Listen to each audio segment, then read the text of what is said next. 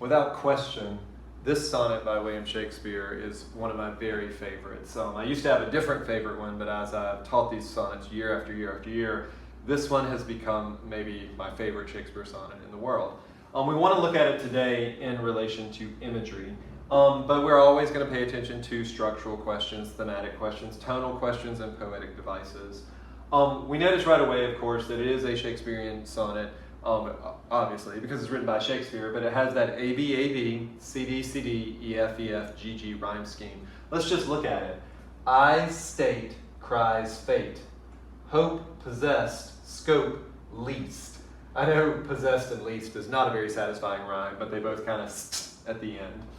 Despising state, rising gate, brings kings. Now, this sonnet is written in that sort of quatrain, quatrain, quatrain couplet structure, but like many sonnets, it is divided into half.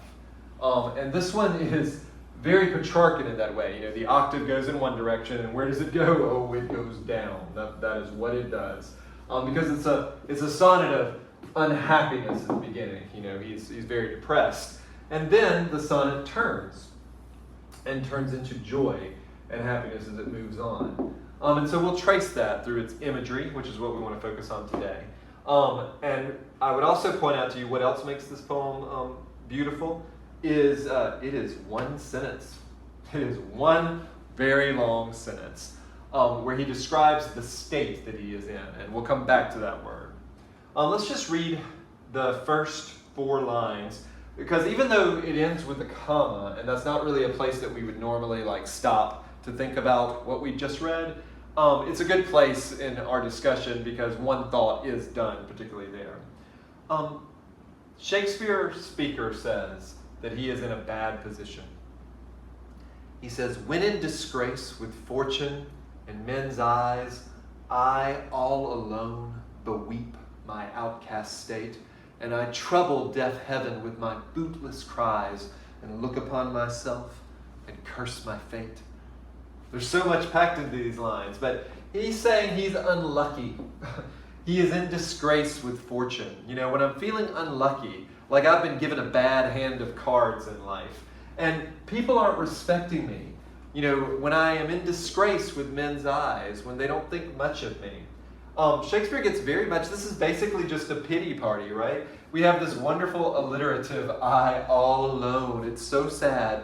When I am not doing well in life, and I all alone beweep my outcast state. He's depressed about his situation in life, and so he prays. He troubles deaf heaven.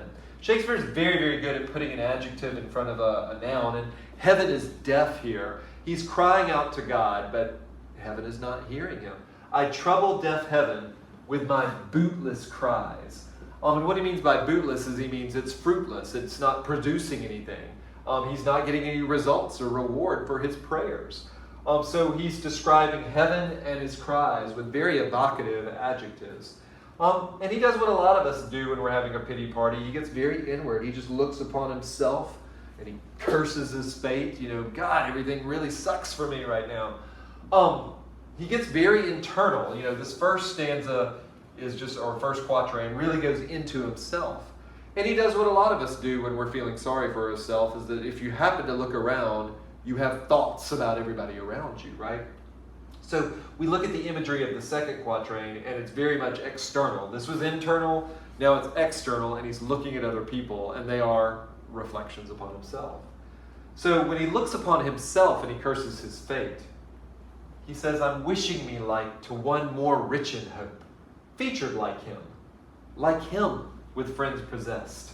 I want you to see that Shakespeare, goes one direction with like him there and another direction in this line. Shakespeare likes to do a very balanced line to make things sort of beautiful. But he's jealous. I mean, that's what it comes down to. Other people are doing better than me. I wish that I were like that guy. He's more rich in hope. Maybe he's a rich trust fund baby and he's going to inherit a lot of money. Maybe he's good looking too. I wish I were featured like him. I wish I were like him, with friends possessed. Do you see how he balances the line?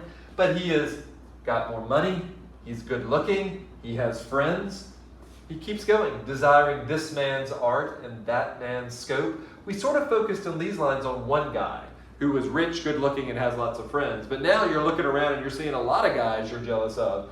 You wish you had this man's art, that man's skill. Maybe he's really good at football, or he's really good at public speaking, and you wish you had that skill.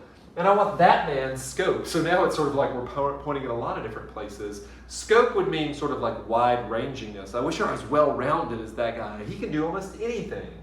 With what I most enjoy, contented least. Notice that we have the word most and least in the same line, and they are opposites here. And that's another place where Shakespeare sort of balances the line.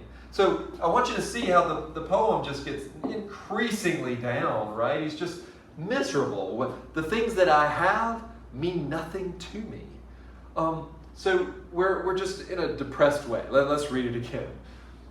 When in disgrace with fortune in men's eyes, I, all alone, beweep my outcast state, and I trouble deaf heaven with my bootless cries, and I look upon myself and I curse my fate, wishing me, like to one more rich in hope, featured like him with friends possessed, desiring this man's art and that man's scope, with what I most enjoy, contented least. So we've reached kind of like the low point of the poem.